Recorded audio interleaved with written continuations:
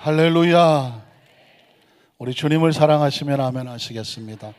우리 주님을 뜨겁게 사랑하시면 뜨겁게 아멘 하시겠습니다. 오늘 성가대 찬양이 오직 주의 풍성한 사랑에 힘입어서 주께 나가서 예배하리라 라고 고백을 했습니다. 시편 5편은 다윗이 많은 공경을 취했을 때 많은 사람들이 손가락질을 하고 너의 믿는 하나님이 어디 있고 네가 무슨 하나님의 백성이냐, 시련과 고난 속에서 힘없이 무너질 그럴 상황에 있을 때 다윗을 품으셨던 것은 하나님의 풍성한 사랑이었습니다. 그 사랑을 가지고 다시 일어서서 하나님 앞에 나와서 경외하고 예배하겠다고 하는 당당한 신앙 고백이었죠. 한 주간 어떠셨습니까? 세상이 가만 내버려 두던가요? 믿음으로 살고 의롭게 살고 정직하게 살고 기도하며 살고 말씀 안에 살려고 하지만 얼마나 많은 것들이 방해합니까? 손가락질합니까? 또 오해합니까? 세상이 우리를 가만 내버려 두지 않죠. 그러면 축복입니다. 왜냐하면 여러분이 하나님의 사람들이죠. 세상에 가만 내버려 두면 위험한 겁니다. 왜냐하면 같은 편인 줄 알아요. 우리는 세상과 구별된 하나님께서 세우신 거룩한 성도들인 줄로 믿습니다. 우리 옆에 분 한번 축복하세요. 우리는 거룩한 성도들입니다. 구별된 성도들입니다. 하나님의 자녀들입니다. 믿으십니까? 세월이 참 빠릅니다. 2017년 송구영신 예배드린가 엊그저께 같은데 벌써 2월달 마지막 주일이 되고 이번 주에 3월달이 시작됩니다. 여러분, 세월이 유수와 같이 빠르지만 세월의 때를 아끼는 것이 지혜라고 했으니 오늘 하나님의 성전에 나와서 드린 모든 시간과 공간, 마음을 주께서 기뻐 받으신 줄로 믿습니다. 한번 따라 하실까요? 3차원에서 벌어지는 4차원의 영적 전쟁. 어디서 벌어지는? 무슨 전쟁? 우리는 3차원에서 벌어지는 4차원의 영적 전쟁, 이런 제목으로 말씀의 은혜를 나누려고 합니다. 설교 제목이 3차원이 나오고 4차원이 나오니까 무엇을 알아야 이 설교가 이해가 될 것 같아요? 차원을 알아야죠. 3차원은 무엇이고 4차원은 무엇인가? 여러분이 차원이라는 것이 굉장히 중요합니다. 왜냐하면 차원을 알아야 하나님을 압니다. 차원을 알아야 예수님을 알고요, 차원을 알아야 아까 우리 찬양할 때 마귀들과 싸울 줄 아는데, 마귀라고 하는 존재가 어떤 존재인지 차원을 알아야 정체를 알게 됩니다. 차원을 알아야 우리가 누구인지를 알게 되고 차원을 알아야 구원이 무엇인지도 알게 됩니다. 아이러니컬하게도 이 차원이라고 하는 것은 성경적인 용어가 아닙니다. 차원은 수학적인 용어고 물리학적인 용어입니다. 이 차원에 대해서 정의해 놓은 것을 보면 혹시 어디서 많이 들어봤죠? 상대성 이론 누가 했나요? 아인슈타인이라는 물리학자가 상대성 이론이라고 하는 아주 유명한 수학적 물리학적 이론을 발표하면서 차원이라는 것을 설명을 했습니다. 차원이란 뭐냐면 0차원이 있더래요. 수학적 개념입니다. 수학적 보니까는 점이라고 하는 것이 있는데 그 수학에서는 방향성을 가지고 차원을 설명하더라고요. 점이라고 하는 것은 방향이 없어요. 움직이지를 못하니까. 그래서 0차원이라고 하더랍니다. 그리고 그 점이 움직이면 무엇을 만들까요? 선을 만들죠. 그래서 한 방향으로밖에 움직이지 못하기 때문에 선은 1차원이라고 구분을 하더라고요. 제가 지난주에 드렸던 거하고 조금 수학적 차원이라 조금 다르긴 하지만 구분해 놓은 거죠. 점은 0차원, 선은 1차원이에요. 그런데 그 1차원인 선이 좌우로 막 움직이면 무엇을 만드냐면 바닥, 면을 만들죠. 이 면을 2차원이라고 하는 것입니다. 그래서 가로, 세로 곱하기 할 때 면적을 낼 수 있는데 그 면적은 바로 2차원이라는 것입니다. 그런데 또 다른 방향이 있습니다. 가로, 세로 말고 높이가 있죠. 높이의 방향이 세워지면 3차원이라고 말하게 됩니다. 그래서 면과 면이 만나면 공간을 만들고 그 공간 안에 입체를 가지게 되면 그것을 3차원이라고 하는 것입니다. 제가 왜 지난주에서 이번 주도 계속 차원에서 설명을 드리냐면 예수를 믿고 천국을 알고 창조를 알고 하나님은 아는데 이 차원을 모른다고 하면 이건 도무지 성경 속에 있는 이야기를 이해가 되지 않기 때문에 그렇죠. 그래서 제가 이 성경 속에 있는 하나님의 말씀의 세계를 수학적이고 물리학적인 차원으로 설명을 하는 것입니다. 그런데 이 아인슈타인은 4차원에 대해서도 정의를 내려놓았습니다. 4차원은 뭐냐? 눈에 보이지 않기 때문에 그릴 수 없는 것, 이렇게 표현을 했습니다. 이건 과학자가 한 것입니다. 정확하게 맞는 얘기죠. 시간과 공간 안에 사는 이 모든 것들은 시간과 공간의 제한을 받습니다.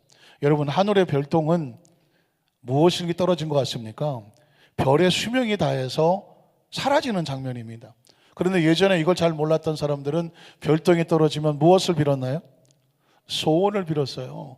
아니, 별똥은 수명이 다해서 지금 정말 처참하게 사라지고 있는데 사람들은 그 별똥에 대고 소원을 들어달라고 소원을 빌었습니다. 그러니까 참 재밌는 현상이죠. 별이 지금 자기 수명을 다하고 사라지는 것입니다. 그러니까 이 3차원의 세계에 존재하는 모든 것들은 수명이 있어요. 시간의 제한을 받는 것입니다. 지구도 수명이 있고요. 태양도 수명이 있습니다. 하늘의 별들은 다 수명이 있습니다. 건물도 수명이 있죠. 이 3차원에 존재하는 것 중에 수명이 없는 것은 아무도 없습니다. 때가 되면 다 사라진다는 것이죠. 그게 바로 3차원의 한계입니다. 그렇다고 하면 아인슈타인이 말했던 것처럼 4차원의 세계는 그릴 수 없다. 왜? 시간 밖에 있고 공간 밖에 있기 때문에 3차원에 있는 인간이 4차원을 그릴 수가 없는 것입니다. 그 4차원의 세계는 수학적이고 물리학적인 세계가 아니라 하나님의 세계입니다. 영적인 세계고 그리고 보이지 않는 세계인 것입니다. 그러니까 이 차원을 알아야 뭘 알게 될까요? 하나님이라는 존재를 알게 됩니다. 공간과 시간을 창조하신 하나님. 그리고 그 차원을 알아야 저와 여러분이 누군지를 알게 되죠. 저와 여러분도 시간과 공간 안에 있으니까 육체는 때가 되면 사라지게 되죠. 그걸 뭐라고 말해요? 늙어서 죽는다고 말하죠. 그건 시간이 오래되기 때문에 죽는 것입니다. 그 죽어서 몸을 볼 수 없으면 공간에서 사라진다고 말하는 것입니다. 그리고 우리가 나이를 먹는다고 말하죠. 나이를 먹는 건 뭘까요? 세월이 지나가는 것이고 시간이 지나가는 것입니다. 그러니까 이 3차원에 있는 저와 여러분은 시간과 공간 안에 제한을 받기 때문에 어쩔 수 없이 3차원에 존재하지만 놀랍게도 우리 사람에게는, 인간에게는 하나님께서 또 다른 차원을 주셨는데 뭘 주셨다고요? 기억나시나요? 이게 뭐예요? 하나님의 영, 하나님의 숨, 하나님의 호흡을 주셔서 하나님과 교통할 수 있는 영적인 존재, 생명이 됐다고 말씀했습니다. 그러니까 저와 여러분이 이 세상을 사는데 육체는 3차원이구나, 시간과 공간의 제한을 받는구나. 그러나 나이를 먹어도 세월이 지나가도 우리의 영혼과 우리의 생각은 늘 청춘이에요. 나이를 먹지를 않아요. 우리의 생각은, 우리의 영혼은 나이를 먹지 않아요. 나이를 먹지 않는 건 4차원이죠. 그래서 저와 여러분을 제가 이렇게 정의했죠. 3차원에 존재하지만 4차원적인 영을 가진 존재, 3 플러스 4라고 말했습니다. 이 사실을 알게 되면 우리가 살고 있는 세상은 눈에 보이는 것들만 움직이는 것이 아니라 눈에 보이지 않는 영적인 것들도, 영적인 현상들도 벌어지고 있는 것을 알게 됩니다. 자, 이렇게 제가 얘기하면 목사님, 예수를 믿는 사람들은 이 차원에 대해서 안다고 말씀하겠지만 예수를 믿지 않는 사람들은 과연 이런 4차원의 영의 세계, 이런 세계를 알 수 있을까요? 제가 영어로 대답하면 오브 코스예요. 당연하죠. 예수 안 믿는 사람들도요, 그들도 4차원의 세계를 인정하고 살아갑니다. 그것이 뭘까요? 점을 치는 것입니다. 해마다 정초가 되면 대한민국에 점집에 가는 사람이 1,500만이 넘어요. 부적을 쓰고 사람 2,000만이 넘습니다. 혹시 여러분 가운데 혹시 부적 쓰고 다시는 분 계십니까? 예수 믿는 사람이 그러지 않겠지만, 그러나 간혹 부적이 뭔지를 모르면 덜커덕 친구가 준다고 부적을 또 성경책에 집어넣고 다니는 사람도 있더라고요. 여러분 보십시오. 점을 친다는 것은 4차원입니다. 왜 그럴까요? 점을 치는 사람은 그 점을 통해서 뭘 알게 됩니까? 미래에 대해서 좀 알려달라. 내가 지금 이번에 사업을 하는데 이게 잘 될지 안 될지, 내가 지금 이번에 결혼하려고 하는데 이 사람이 맞는지 안 맞는지 좀 점을 쳐달라고 말을 합니다. 그럼 점 치는 사람은 무슨 능력으로 점을 칩니까? 귀신의 능력으로 점을 치는 것입니다. 이 접신을 하거든요. 접신을 해서 신이 들어오면 그 신에 의해서 접신을 하고 점을 치게 되는 것이죠. 그 신은 바로 3차원적인 존재가 아닙니다. 4차원적인 신인데 그 신은 바로 귀신인 것이죠. 하나님의 신이 아닌 것은 다 귀신이고 잡신이고 배후에는 마귀가 있는 것입니다. 그러니까 점을 친다는 건 뭘까요? 예수를 믿지 않는 사람들도 4차원의 세계, 영적인 세계를 알든 모르든 인정하고 거기에 뭔가 기댄다는 것입니다. 부적도 마찬가지입니다. 부적은 뭐 노란 종이에다 뭐 닭피를 가지고 쓴다든가 여러 가지 방법을 쓰는데 그 종이가 효염이 있다고 해서 어떤 사람은 뭐 런닝구 반스에 다 붙여놓고 다닙니다. 뭐 어디 차에다 집어넣고 뭐 가방에 집어넣고 별곳에다 다 집어넣고 다닙니다. 예수 믿는 사람도 여러분 이 내용이 뭔지 모르면 친구가 줬다고 비싼 거라고 성경책에 집어넣는 이거 큰일 나는 것이죠. 왜냐하면 부적의 배후에도 뭐가 있어요? 귀신이 있는 것입니다. 실제로 부적을 쓰면은요 효과가 있습니다. 그 부적을 써는 안에서만 효과가 있어요. 그런데 부적 바깥으로 나가면 막 머리가 아프고 견디지를 못합니다. 그래서 부적 안에 갇혀 살게 됩니다. 이게 뭔지 아십니까? 귀신이 가다두는 것입니다. 혹시 여러분 구슬해 보셨습니까? 예수 믿기 전에 굿해 보신 분 계신가요? 굿은 3차원적인 사건이 아닙니다. 귀신은 이 굿은 4차원적인 사건이죠. 무당이 접신을 합니다. 작두를 타죠. 작두를 타기 위해서 어떻게 하는지 아십니까? 12시간을 둥둥둥덕쿵하고 춤춥니다. 방울 울리고 옷을 12번 갈아입습니다. 그리고 접신하고 귀신을 부릅니다. 귀신이 오면 비로소 작두를 탑니다. 목소리가 달라지죠. 그리고 뭐좀 앞니를 얘기한다고 하고 뭐라고 막 얘기를 합니다. 이건 뭘까요? 이건 인간의 차원이 아닙니다. 귀신의 차원이고 영적인 차원이고 4차원의 차원입니다. 문제는 이 모든 차원의 배후의 귀신은 악한 마귀의 세력이라는 것입니다. 그리고 그 마귀의 세력에 구슬한다든가 점을 친다든가 부적을 쓰는 건 그 귀신을 섬긴다고 복종한다고 하는 그 속에 들어가는 것과 같습니다. 예수 믿는 사람은 뭐가 다를까요? 우리는 귀신을 대적합니다. 마귀를 대적합니다. 왜냐하면 성경 속에 우리가 믿는 4차원의 영, 신은 누구밖에 없을까요? 하나님밖에 없습니다. 나 외에 다른 신을 두지 말라고 말했습니다. 그러니까 다른 신이 있는 거예요. 귀신이 있는 거죠. 이 세상은 눈에 보이지 않지만 육체의 3차원을 가지고 있지만 영적인 차원들이 또 다른 세계가 있는 것인데 하나님께서 명령하시기를 나 외에는 다른 신을 두지 말라고 그랬습니다. 또 마귀를 뭐 해라? 대적하라. 그리하면 저가 피하리라고 말씀했습니다. 믿으십니까? 너희가 내 이름으로 무엇을 쫓아내고 귀신을 쫓아내라고 말했습니다. 그러니까 우리가 인정하든 인정하지 않든 알든 모르든 육체를 가지고 있지만 보이는 것만 보이는 것이 아니라 보이지 않는 영적인 세계가 있고 치열한 영적인 전쟁이 벌어지고 있다는 것입니다. 오늘 성경 속의 장면은 바로 그런 내용을 담고 있습니다. 정말 이름만 들어도 낭만스러운 그 에덴에서 아담과 하와에게 교묘하게 다가온 귀신의 세력이 있었습니다. 그런데 겉모습은 아주 오랫동안 지냈던 뱀의 모습으로 다가오죠. 그 결과 어떻게 됩니까? 전쟁입니다. 아담과 하와가 이기면 에덴을 지키는 것이고 아담과 하와가 지게 되면 에덴을 잃어버리는 것입니다. 우린 첫 번째로 하나님께서 주신 에덴 동산이라고 하는 3차원의 축복의 모습을 한번 살펴보겠습니다. 창세기 2장 8절을 보면 분명히 3차원이죠. 야훼 하나님이 동방의 에덴의 동산을 창설하셨다. 그 지역의 흙으로 만들어진 거죠. 그러니까 이거는 4차원의 축복이 아니라 에덴 동산은 우리의 삶, 가정, 사업, 직장과 같은 3차원의 축복입니다. 하나님은 3차원에도 관심이 있으십니다. 3차원에도 복을 주시기를 원하시죠. 아담과 하와를 해서 에덴 동산을 창설하셨는데 그 지으신 사람을 거기에 두셨다라고 말하고 있습니다. 과연 에덴 동산은 무엇이 있었을까요? 그 다음에 보면 야훼 하나님이 그 땅에서 보기에 뭐하고 아름답고 먹기에 좋은 나무가 나게 하셨습니다. 누구를 위해서? 아담과 하와를 위해서, 사람을 위해서, 인간을 위해서. 자신이 창조하신 아담과 하와가 이 땅의 삶을 살아가는데 영적인 생기, 생명만 가지고 살아가는 것이 아니라 육체를 가지고도 행복하고 아름답고 건강하게 살아갈 수 있도록 필요한 것들을 준비하시고 공급하시는 하나님의 모습이 있습니다.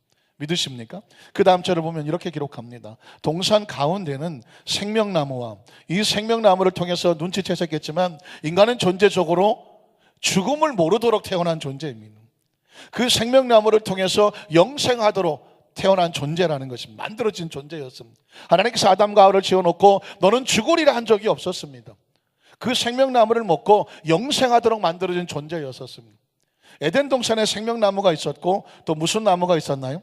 선악을 알게 하는 나무가 있었습니다. 그 선악을 알게 하는 나무가 왜 있었을까요? 그는 차후에 나오게 됩니다. 자, 그 다음 절 10절에 보면 강이 에덴에서 흘러나와서 동산을 적시고 거기서부터 갈라져서 4개의 강이 흐르게 된 4근원이 되었으니, 제가 빠르게 읽어보겠습니다. 첫째 이름은 비손이라 금이 있는 하윌라 온 땅을 둘렀으며 그 땅의 금은 순금이라. 땅에 그냥 금이 천지로 깔려 있었다는 것입니다. 그곳에는 베들리엄과 호마노라고 하는 보석이 있었으며 둘째 강의 이름은 기혼이라 구스 온 땅을 강이 크게 흐르고 있었다는 것입니다. 셋째 강의 이름은 히데겔이라 아수르 동쪽으로 흘렀으며 넷째 강은 유브라데 강이라고 말씀하고 있습니다. 이 말을 통해서 하나님의 마음을 알게 되죠. 아하, 에덴 동산이라고 하는 것은 강 4개가 흘러넘치면서 아주 부욕하고 모든 것이 부족함이 없는 차고 넘치며 그 땅에 흐르는 돌조차 순금이었다고 성경은 기록하고 있는 것입니다.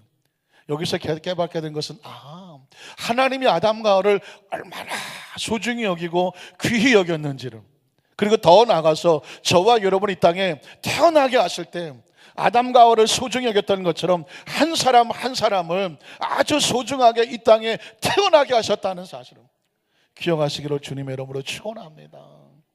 제가요 성경을 읽다가 놀라운 사실을 깨달았습니다. 그 사실은 뭐냐면 하나님은 자기 백성을 반드시 복되게 하신다. 분명히 여러분 다 아멘 하실 줄 알았어요. 아멘 다 안 하셔. 제가 이렇게 얘기하면 다시 한번 해볼까요? 하나님은 자기 백성을 반드시 복되게 하십니다. 형편과 처지와 상관없이 하나님은 자기 백성을 반드시 예수 믿고 구원받음과 함께 복되게 하십니다. 그래도 다 안 하신 거 알아요. 왜 다 안 하냐면 이런 질문이 생기거든요. 아니, 예수 믿고 구원받고 축복받는다고 말하면 굉장히 차원이 낮아버려요. 왜냐하면 아니 내가 뭐 복 받으려고 예수 믿나?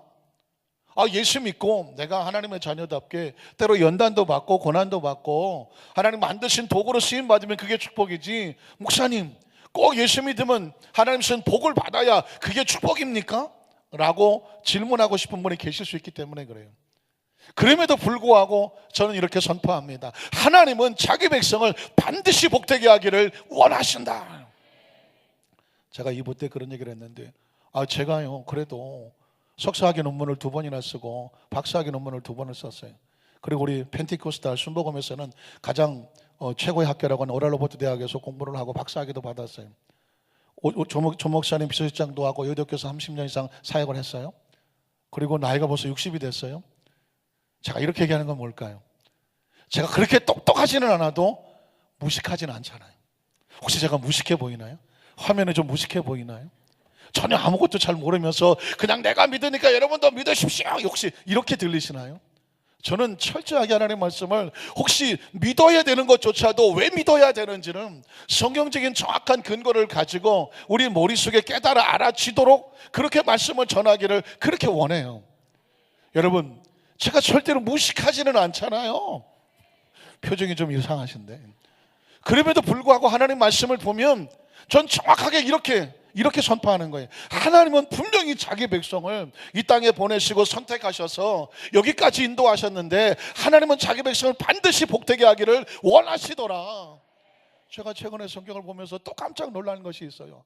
하나님께서 지금 막 복을 주시고 약속하시는 것이 제 막 눈에 막 들어오고 귀에 막 들리고 제가 막 그 말씀을 전하고 싶어서 막 입이 근질근질해요. 그래서 제가 지금 성경에서 그거를 찾아낼 게 지금 어마어마합니다. 노트를 하나 새로 사서 성경을 또 다시 그런 관점에서 제가 적어 내려가려고 해요. 그것이 정리가 되지만 여러분에게 그 비밀의 말씀을 여러분에게 또 선포할 거예요. 혹시 여러분 가운데 이렇게 얘기하면 이렇게 말씀하실 분이 계실지 몰라요. 목사님이 모르셔서 그렇지 내 개인 사정이 얼마나 처참한지 모르죠. 나는 태어날 때 부모가 버렸어요.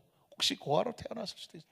아니 자라면서 부모를 너무 일찍 잃었어요. 그래서 생활이 너무 어려웠어요.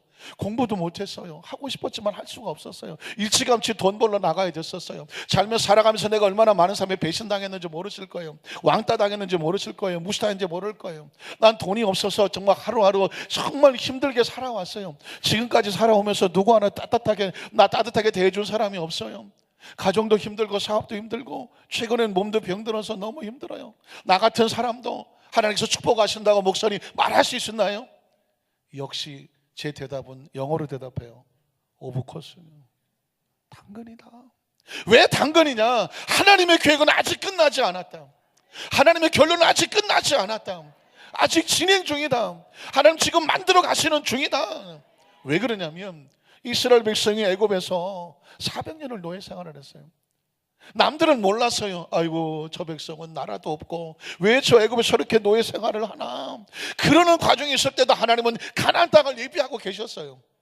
그 백성을 버리지 않았다는 말입니다. 그 백성이 부르짖어 기도할 때에 그들의 간구에 귀를 기울이시고 기억하셨어요. 그리고 때가 되면 모세를 통해서 이스라엘 백성을 건져내셨어요. 건져냈으면 아무것도 없이 나왔지만 그들은 광야에서 굶어 죽지 않았어요.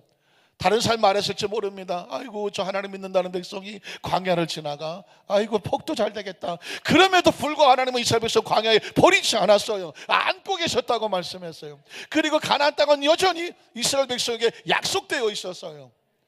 왜냐하면 진행 중이었단 말입니다. 끝난 게 아니었어요. 이스라엘 백성을 버린 게 아니었었습니다.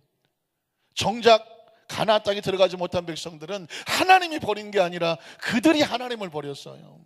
그 가나안 땅을 정탐하고 와서 한다는 말이 그 땅은 험악한 땅이라고. 장대같이 큰 사람들 우린 들어가면 다 죽는다고. 하나님 우리 죽이려고 한다고. 하나님 믿지 못했어요. 돌아가자고 말했어요. 그래서 돌아간 거예요.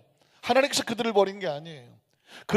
하나님이 준비했던 땅은요, 놀랍게도 성경은 말하기를 아름다운 땅이라고 말하고 있습니다. 여러분 보십시오. 신명기 8장 7절로 10절인데 여전히 기도하고 여전히 하나님을 기도하는 백성들이 마침내 이룰 땅은 이런 땅이에요. 읽어볼까요? 네 하나님 야훼께서 너를 아름다운 땅에. 10명의 정탐꾼들은 하나님의 마음을 몰랐기 때문에 험악한 땅이라고 스스로 들어가기를 거부했던 땅이지만 하나님은 어떤 땅을 예비하고 있었느냐? 아름다운 땅을 예비하고 있어요. 지금도 형편처지가 힘들고 어렵지만 하나님은 저와 여러분의 가정의 사업의 직장의 그 삶이 마침내 뭐해지기를 원한다? 아름다운 땅이 되기를 원하시는. 아름다운 땅에 이르게 하시나니 그곳은 골짜기든지 산지든지 시내와 분천과 샘이 흘러요. 그 땅이 젖과 꿀이 흐르는 것처럼 기름지다는 것이, 그 물이 차고 넘치고 있습니다. 그리고 그 다음 절을 보면 밀과 보리의 소산지요 포도와 무화과와 석류와 감람나무와 꿀의 소산지라. 먹을 양식과 아름다운 과일이 차고 넘치는 거예요. 그리고 그 다음 절을 보면 내가 먹을 것에 뭐가 없어요? 모자람이 없어요. 하나님은 우리가 일용할 양식에 먹어야 된다는 필요가 있다는 걸 알고 계셔요. 네가 먹는 것에 부족함이 없게 하겠다는 것이고 먹을 것뿐만 아니라 내게 아무 부족함이 없는 땅이 되게 할 것이라고 말했어요. 그리고 마지막 10절에 보면 그 땅의 돌은 철이요, 그 돌이 막 철광석이 굴러다녀. 그리고 산에서는 구리를 캐요. 동을 캘 것이라. 그리고 10절에 보면 내가 먹어서, 잘 보십시오, 하나님은 전능하신 하나님이지만 인간은 육체를 가졌기 때문에 뭐 해야 될 줄 알아요? 양식이 필요한 줄 알아요. 먹을 양식이 없어서 곰핍당하는 걸 원하지 않으셔요. 내가 먹어서 배부르고 네 하나님 야훼께서 무엇을 주십니까? 옥토였어요. 우리 눈에 보이지 않지만 귀에 들리지 않지만 내가 앞으로 뭐가 어떻게 될지 모르겠지만 가정이 어떨지 모르겠지만 우리 자녀가 어떻게 될지 모르겠지만 계산이 안 되고 손에 잡히지 않지만 기억하십시오. 하나님이 준비하고 있는 땅은 아름다운 땅이고 옥토라고 말하는 것입니다. 옥토를 내게 주셨으므로 말미암아 마침내 네 입술을 통해서 무엇을 듣고 싶다? 찬송을 듣고 싶습니다. 하나님, 나 같은 사람도 이런 절박한 처지에서도 이 병든 육체에서도 나를 건지셨어요. 나를 회복하셨어요. 이렇게 만들려고 하신 거예요. 그래서 어떻게 해요? 하나님을 찬양합니다. 이 고백을 받기를 원하시는 것이. 성경에 아담과 하와를 위해서 에덴을 주셨다. 이건 하나님께서 아담과 하와를 위한 말씀이 아닙니다. 이 시대 속에서 말씀을 통해서 이 하나님을 발견하는 성도들에게, 하나님의 자녀들에게, 난 너에게 그런 땅을 주고 싶어, 그런 삶을 주고 싶어. 이게 하나님의 마음입니다. 우리가 할 건 뭘까요? 내가 스스로 계산하고 안 돼 포기하는 것이 아니라 하나님의 마음을 끝까지 믿고 나아가주는 것입니다. 두 번째로 보면, 그렇다고 한다면 하나님이 주신 이 축복은 어떻게 지키느냐? 이 3차원의 축복들은 4차원의 신앙으로 지켜야 되는 것입니다. 한번 따라 하실까요? 3차원의 축복은 4차원의 신앙, 4차원의 믿음으로 지켜야 한다. 여러분, 성경의 창세기 2장 15절을 보겠습니다. 드디어 아담과 하와가 에덴에 들어가서 그 축복을 받았는데 하나님께서 원리를 하나 주십니다. 그 축복을 지키는 원리. 야훼 하나님이 그 사람을 이끌어 에덴 동산에 두어 그것을 경작하며 지키게 하시고, 자, 아담과 하와에게 주신 거 하나님이 위임하신 거예요. 혹시 기억하십니까? 청지기 신앙이라고 들어보셨나요? 하나님께서 저와 여러분을 주신 것은 우리에게 뭐 하신 것이다? 위임하고 맡기신 거예요. 우리에게 물질을 주셨다면, 우리에게 건강을 주셨다면, 심지어 우리의 자녀와 사업과 직장단에서 내게 뭐 하신 것이다? 맡기신 거예요. 내가 주인이 아니라는 거예요. 누가 주인입니까? 하나님이 주인. 인정하십니까? 확실하십니까? 신앙이란 그런 거예요. 하나님이 내게 주인이십니다. 이 고백하는 게 신앙이에요. 자, 그런데 하나님께서 분명히 말씀하시기를 그 사람을 이끌어 에덴 동산에 두어 그것을 경작하며 지키게 하셨다. 주권은 하나님께 있다라고 말씀했습니다. 그 다음 절을 볼까요? 야훼 하나님이 그 사람에게 명하여, 자, 주인이니까 명령하여 이르시되 동산 각종 나무 열매는 내가 임의로 먹되. 임의가 뭡니까? 자유로, 네 마음대로. 그러니까 에덴 동산에서 아담과 하와가 마음대로 할 수 있는 것이 있었어요. 이건 주님이 주시는 은혜의 축복입니다. 그러면 반대로 마음대로 할 수 없는 것이 있었다는 거죠. 그게 뭘까요? 17절에 보면 선악을 알게 하는 나무 열매는 마음대로 하지 마라. 다시 말로 말해서 먹지 말라. 이유가 뭘까요? 내가 먹는 날에는 반드시 뭐 할 것이다? 죽을 것이라고 말했습니다. 여기서 말하는 선악하라는 것은 바로 하나님의 주권을 말하는 것입니다. 에덴 동산의 모든 것들은 하나님께서 아담에게 주셨어요. 마음대로 할 수 있어요.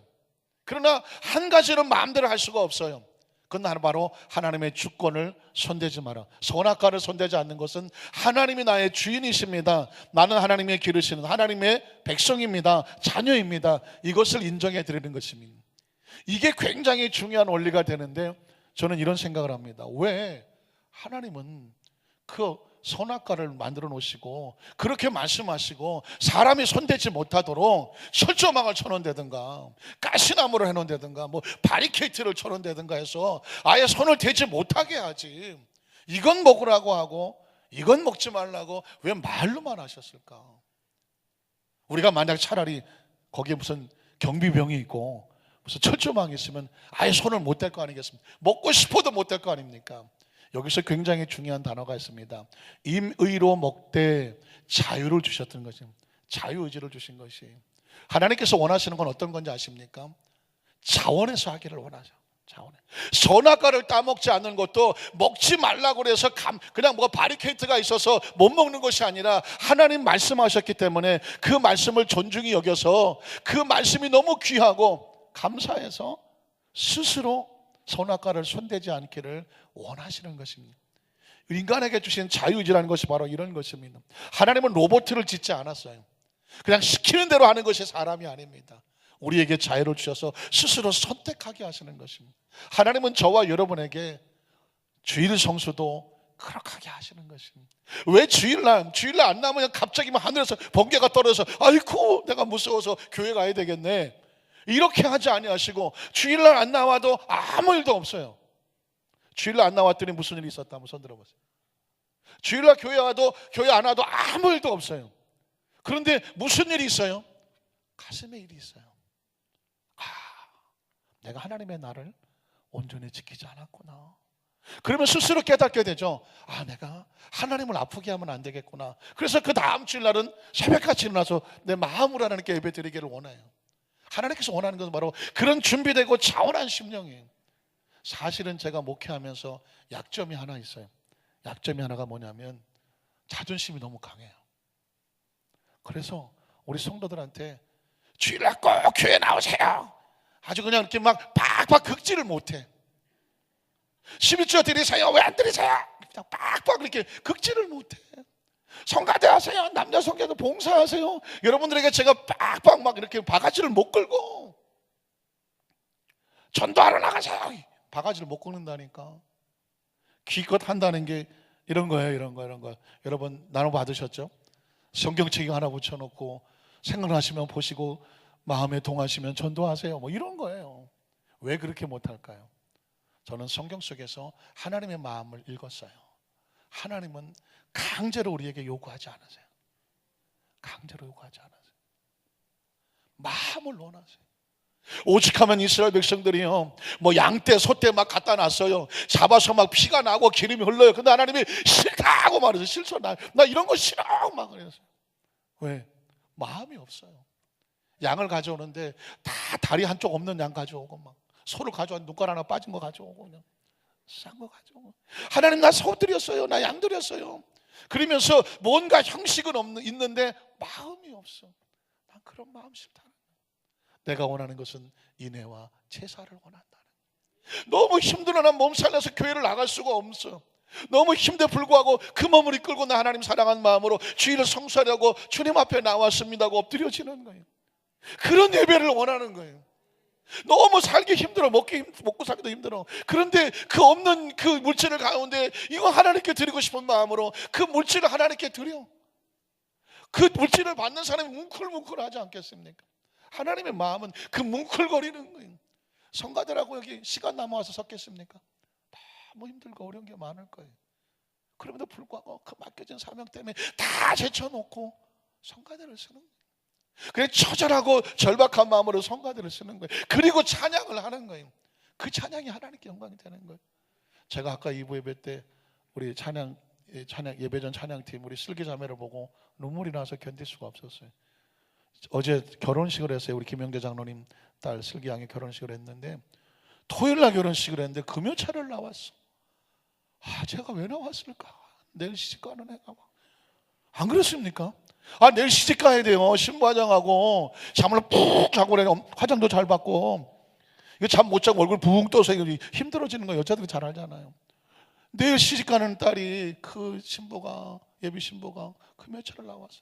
가슴이 말은 안 했지만 너무 뭉클거리더라고.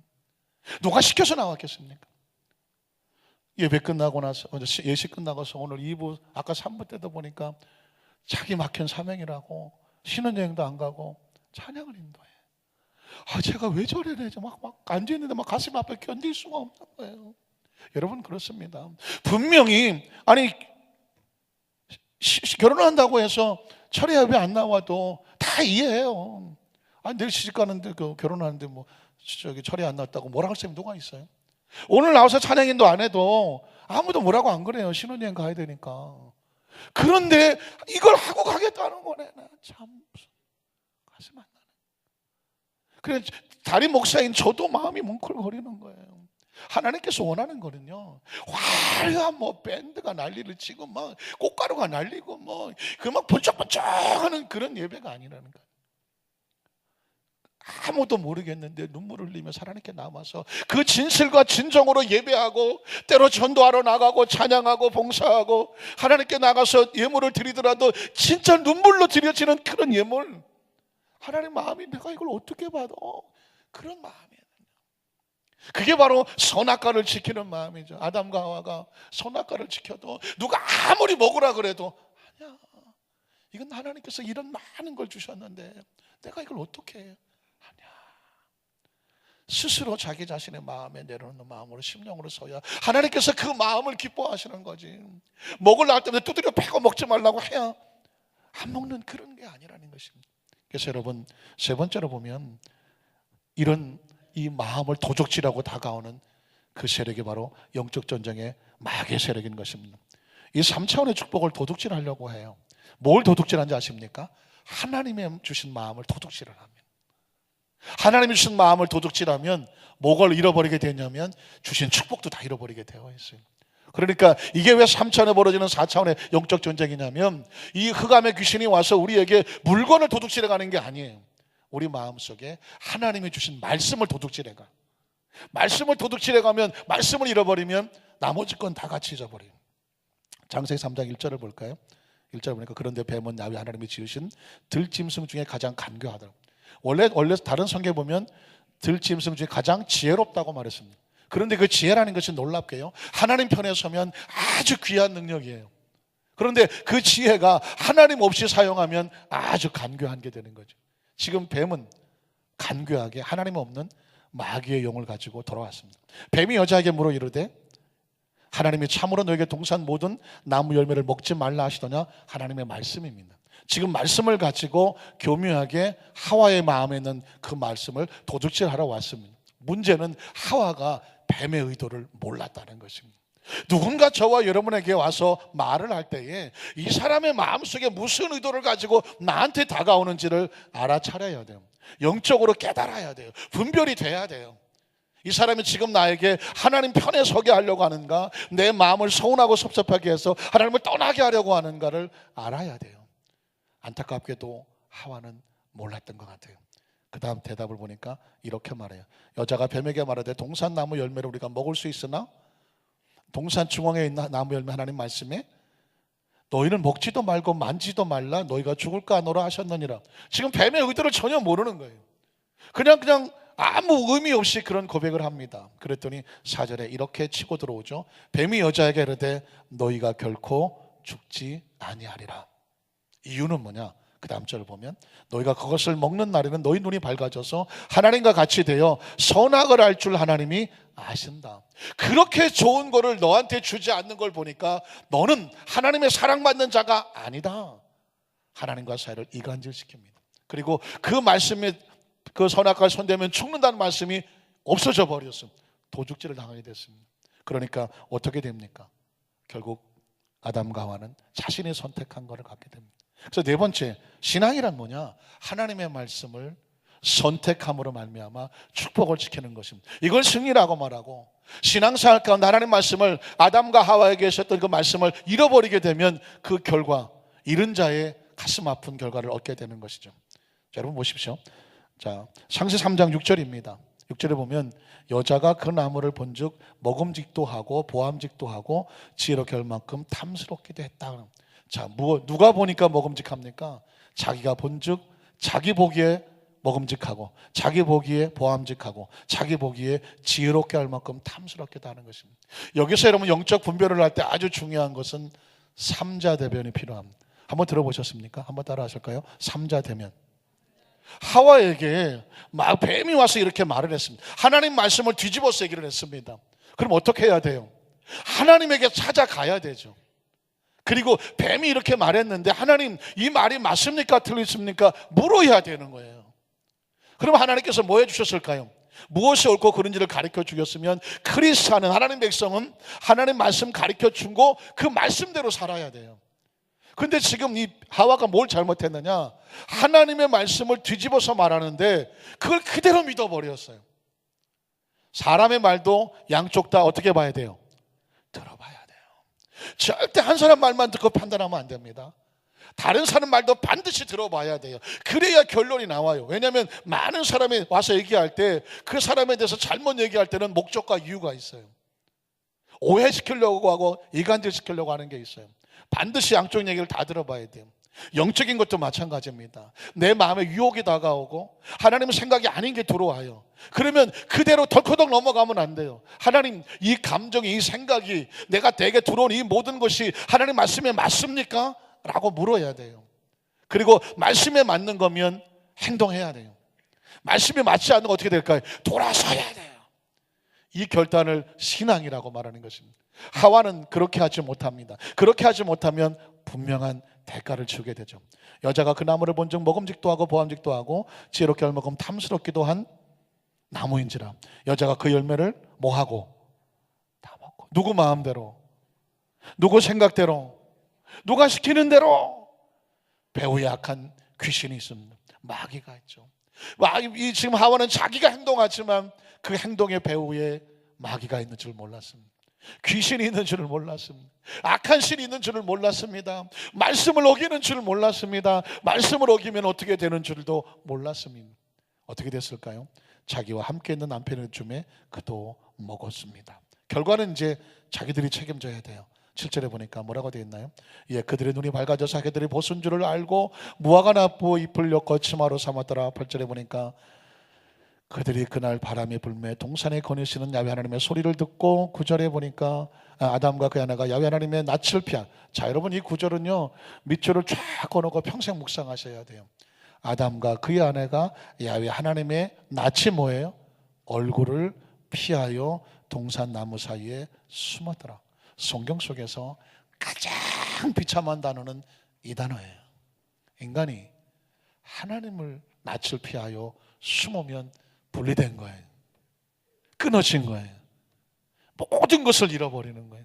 오늘 저와 여러분의 삶의 현장 가운데 절대로 하나님의 낯을 피하여 멀리 가는 일이 없기를 주님의 이름으로 축복합니다. 믿음의 선배 다윗은 그렇게 고백했어요. 내가 하나님께 가까이 가는 것이 복이다라고 말했습니다. 오늘 하나님 앞에 나와서 예배 드리잖아요. 말씀에 귀를 기울이잖아요. 어떤 사람은 말씀을 보면서 그 말씀을 붙잡고 그 말씀대로 살아야지 더 가까이 묵상한 사람이 있어요. 그게 복이에요. 말씀을 들어도 한쪽 귀가 들어갔다 한쪽 귀가 사라졌다. 그러면 나중에 이런 상황이 됐을 때에 어떻게 할 줄을 몰라요. 하나님 말씀을 깨달으면 말씀이 나를 인도하게 되는 줄로 믿습니다. 자, 그래서 9절에 보면 이렇게 말씀이 나오죠. 야훼 하나님이 아담을 부르셔요. 저와 여러분을 매일매일 부르고 계시죠. 그리고 이렇게 말씀하십니다. 내가 어디 있느냐. 한번 따라 하실까요? 아담아, 아담아, 내가 어디 있느냐. 내가 어디 있느냐. 오늘 저와 여러분에게도 묻습니다. 매 순간 확인하시는 거예요. 내가 지금 어디 있느냐. 어디 있느냐. 하나님은 저와 여러분을 찾고 계시죠.